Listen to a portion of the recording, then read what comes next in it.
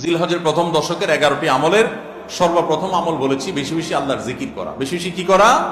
আল্লাহর জিকির করা। এই দিনগুলোতে, নির্দিষ্ট দিনগুলোতে আল্লাহর জিকির করবার নির্দেশ আল্লাহ তাআলা কোরআনে কারীমে সূরা তাওবায় করেছেন। দ্বিতীয় আমল বলেছি বেশি বেশি নেক আমল করা, কারণ এই দশকের নেক আমল আল্লাহর কাছে অন্য যে কোনো সময়ের নেক আমল ভালো কাজের চাইতে বেশি প্রিয়। এই দশকের নেক আমল চলতে থাকবে, সেটা জিকির হোক, তেলাওয়াত হোক, দান সাদাকা হোক, নফল রোজা হোক, নফল নামাজ হোক, যত রকমের ইবাদত আছে, এটা ইবাদতের দশক। রমজানে যেরকম ইবাদত করতে থাকি আমরা, এই দশকে এরকম কি চলবে? ইবাদত চলতে থাকবে। 3 নম্বর আমল হলো অন্য যে কোনো সময় আমরা গুনাহ এবং পাপাচার থেকে বাঁচার জন্য যতটা চেষ্টা করি, এই দশকে গুনাহ থেকে বাঁচার চেষ্টাটা হবে অন্য যে কোনো সময় চাইতে অনেক বেশি।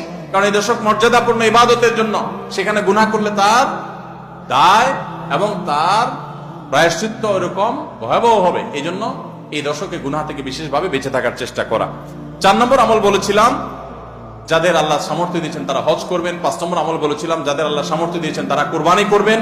6 নম্বর আমল বলেছিলাম যারা কুরবানি করবেন, এমনকি বিভিন্ন হাদিস থেকে বোঝা যারা কুরবানি করবেন না তারাও, এমনকি বাচ্চাদেরকেও জিলহজের এই 10 দিন চুল নখ কাটা থেকে বিরত থাকবেন। চাঁদ ওঠার আগে করবেন আর কুরবানির পরে করবেন। কয় নম্বর আমল গেল? 6 নম্বর। 7 নম্বর আমল হলো সাধারণভাবে এই 10 দিন রাত দিন যত বেশি পারেন উচ্চস্বরে সরবে তাকবীর পাঠ করতে থাকবেন। আল্লাহু আকবার, আল্লাহু আকবার, লা ইলাহা ইল্লাল্লাহ, আল্লাহু আকবার, আল্লাহু আকবার, ওয়া লিল্লাহিল হামদ। কোন হাদিসে 3 বার তাকবীর আসছে শুরুতে, আল্লাহু আকবার, আল্লাহু আকবার, আল্লাহু আকবার, লা ইলাহা ইল্লাল্লাহ, আল্লাহু আকবার, আল্লাহু আকবার, আল্লাহু আকবার, ওয়া লিল্লাহিল হামদ। আর 8 নম্বর আমল হলো এই তাকবীরটাই বিশেষ সময়ে, বিশেষ দিনে, বিশেষ সময়ে পড়া। সেটা কিভাবে? জিলহজ মাসের 9 তারিখ ফজরের পর থেকে নিয়ে জিলহজের 13 তারিখ আসরের নামাজ পর্যন্ত প্রত্যেক নামাজের পরে নারী পুরুষ সবাই এই তাকবীর নামাজের পরে একবার করে পাঠ করা। এটা হলো বিশেষ সময়, তাকবীরে মুকাইয়াদ বলা হয় এটাকে, স্পেশাল।